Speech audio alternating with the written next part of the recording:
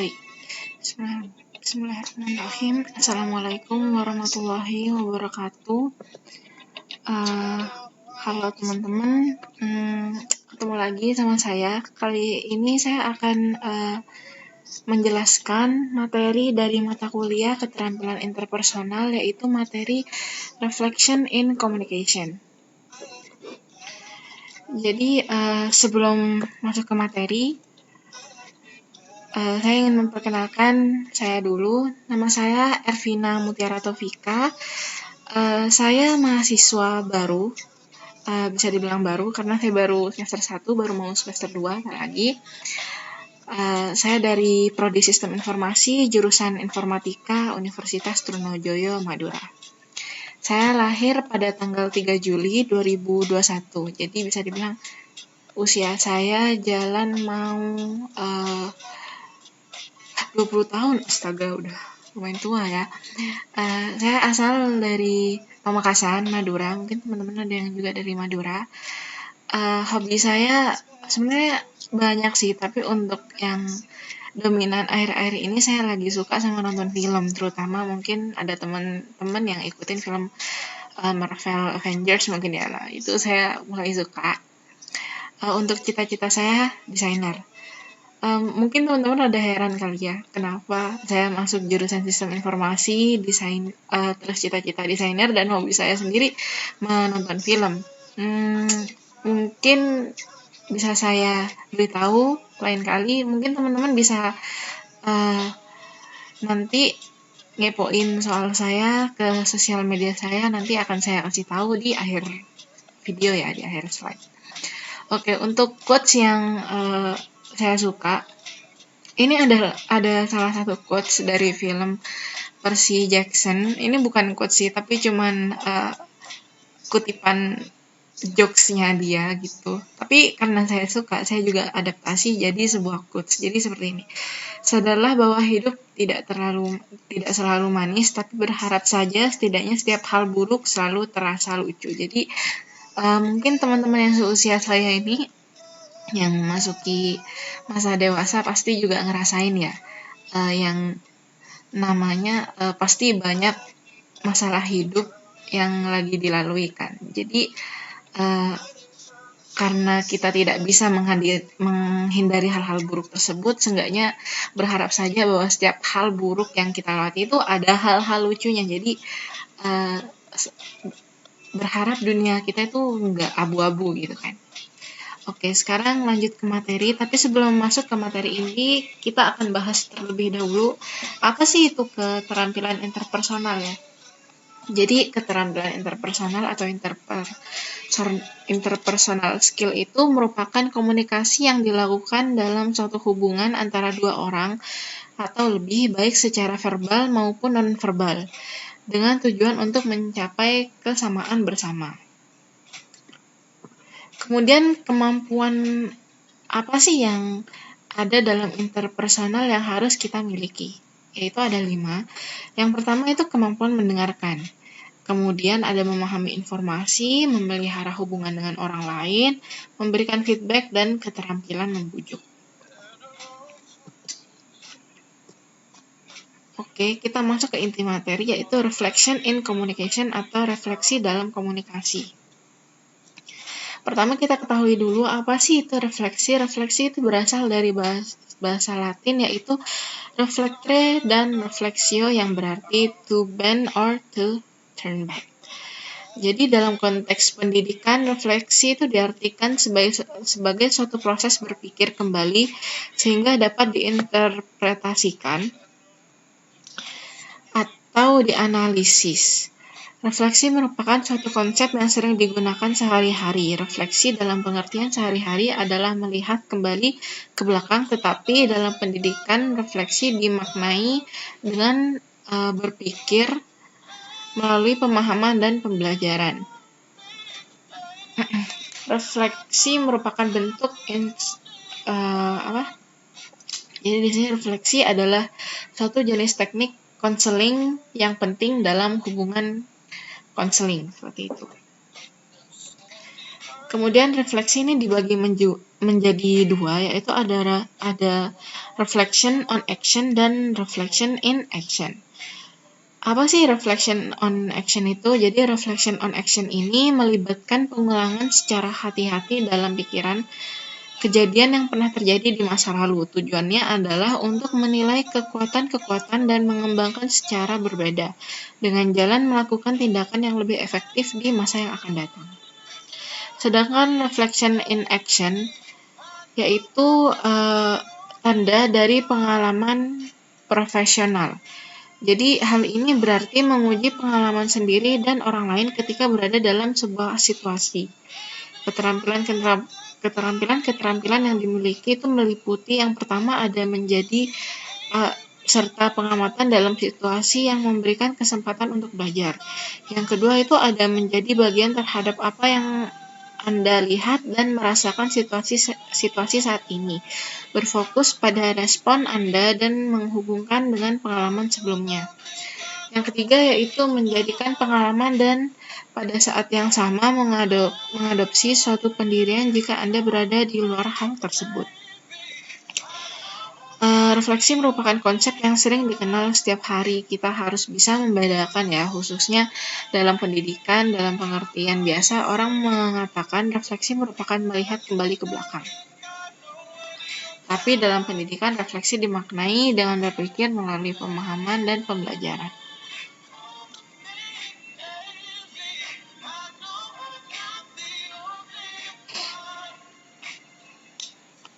Oke, kemudian berikutnya yaitu ada komunikasi. Komunikasi ini dari bahasa Latin yaitu communicare yang berarti berbagi, menerima, dan bergabung. Komunikasi merupakan proses di mana kita dapat memahami dan dipahami oleh orang lain.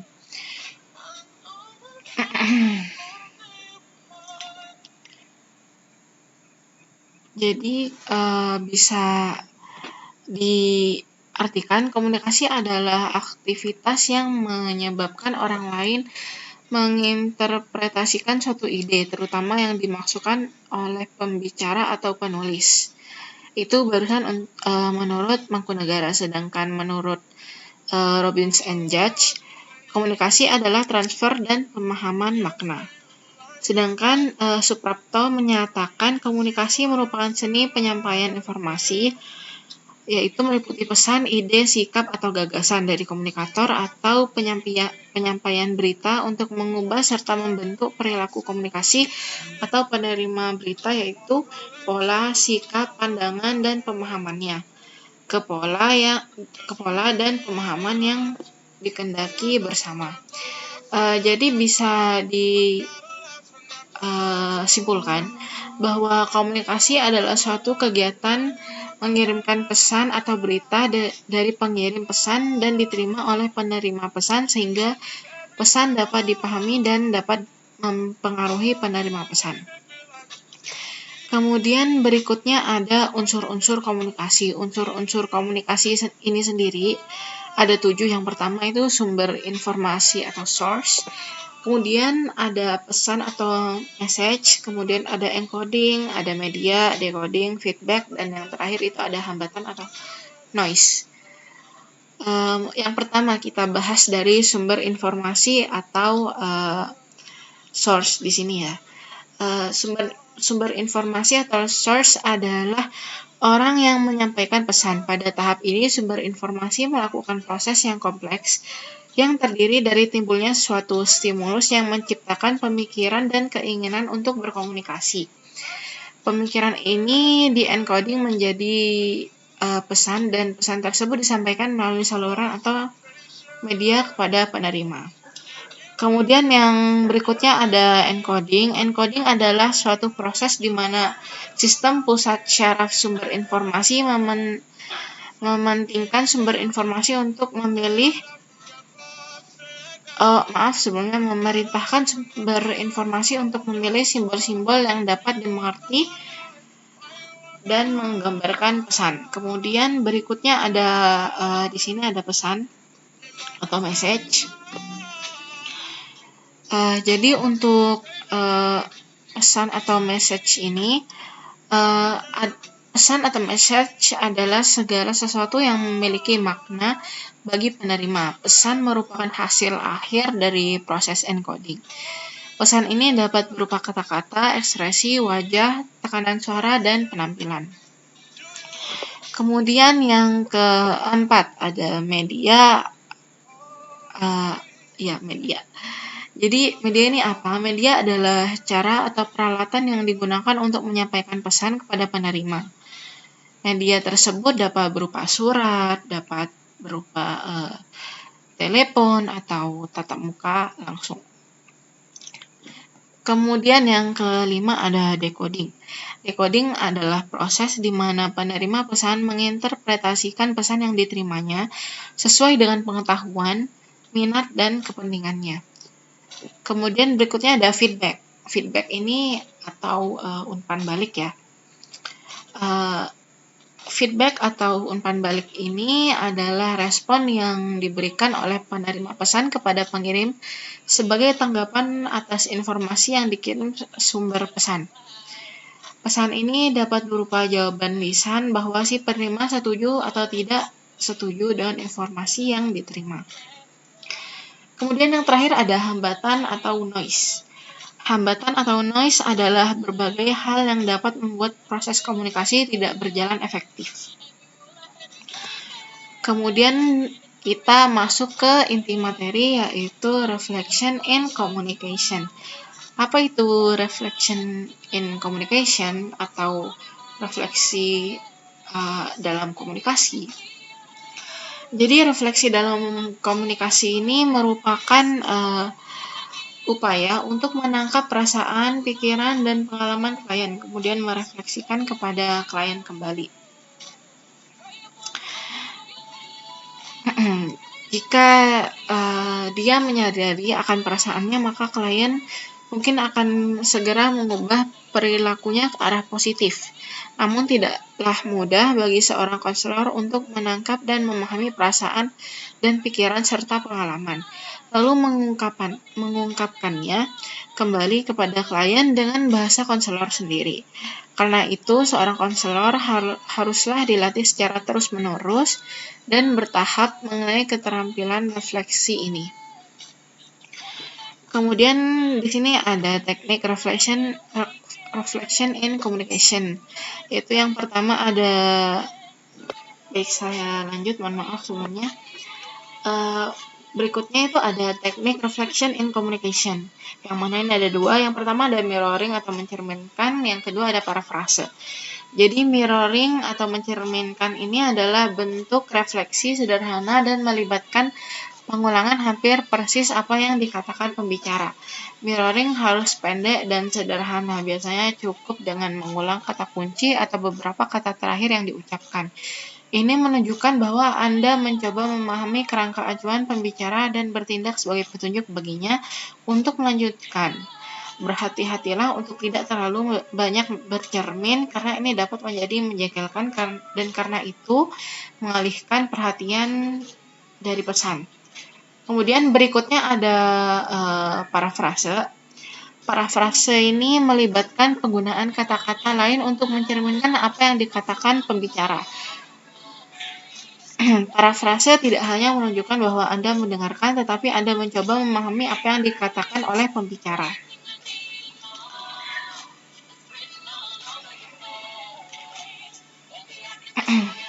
Kemudian berikutnya ini ada ciri-ciri respons refleksi. Yang pertama itu tidak menilai atau non-judgmental.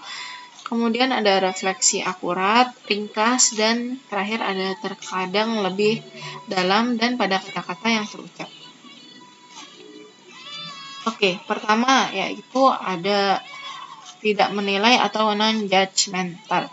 Artinya konselor tidak boleh menilai seberapa besar atau seberat apa permasalahan yang dialami oleh klien.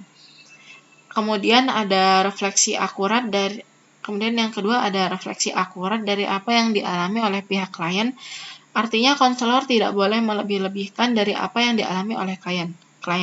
Kemudian yang ketiga ringkas, artinya respon yang dikemukakan oleh konselor harus ringkas dan mudah dimengerti. Kemudian yang terakhir ada terkadang lebih dalam dan pada kata-kata yang terucap. Artinya itu terkadang konselor memberi respon lebih dalam atau dengan kata lain, meskipun klien sedikit menceritakan permasalahannya, namun konselor itu mampu memahami dalamnya permasalahan tersebut.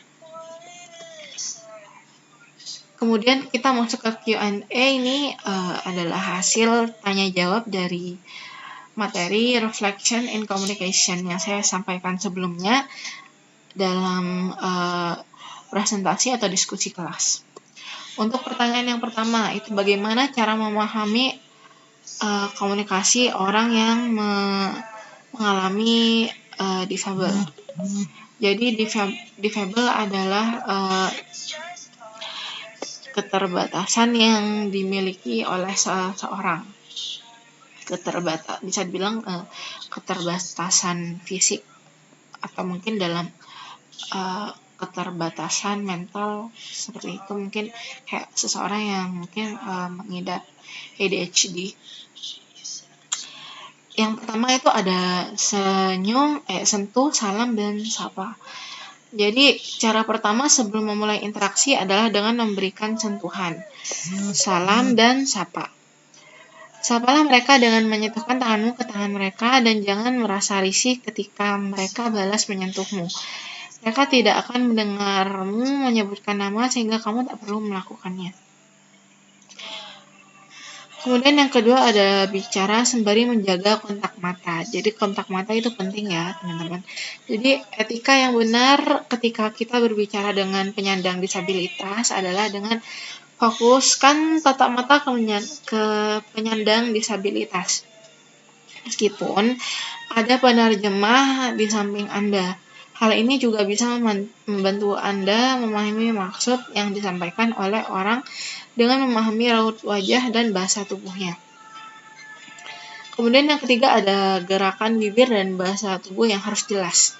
Jadi satu hal yang wajib teman-teman lakukan ketika berinteraksi dengan teman-teman kita yang lain yang menyandang difabel atau disabilitas, yaitu berbicara dengan gerakan bibir yang jelas ya. Jadi teman-teman kita itu bisa memahami apa yang kita sampaikan dengan gerakan bibir kita. Jadi kalau teman-teman ingin berbicara dengan mereka, tolong lepas maskernya ya. Tapi tetap menjaga jarak jika selama memenuhi protokol kesehatan seperti itu. Kemudian soal selanjutnya yaitu contoh unsur hambatan dalam komunikasi. Yaitu jawabannya itu adalah adanya perbedaan dalam pemikiran. Soalnya karena satu kalimat yang dilontarkan oleh seseorang bisa menimbulkan banyak perspektif yang berbeda, sehingga timbullah kesalahpahaman. Kemudian di luar dari jawaban ini adalah jawaban dari pandangan saya sendiri ya. Yang pertama yang tadi itu adalah memahami orang difabel. Yaitu menurut saya ya, memandang menurut saya itu untuk hal ini kita tidak perlu sampai memaksakan diri untuk mengerti apa yang ingin mereka sampaikan pada kita. Maksud saya bukan hal yang sombong ya, maksudnya begini. Dalam komunikasi dengan orang biasa saja, misalnya komunikasi antara kita dengan teman kita atau mungkin orang lain, atau mungkin kita dengan orang bule nih, kita kan tidak terlalu mengerti ya ucapannya mereka. Jadi bisa dibilang kita tidak perlu memaksakan untuk mengerti apa yang mereka sampaikan gitu kan. Jadi untuk itu kita mungkin bisa dengan membahas dengan oh iya atau mungkin senyum gitu kan, itu mungkin sudah cukup ya untuk menyenangi orang tersebut, kecuali mungkin hal itu adalah hal yang penting ya.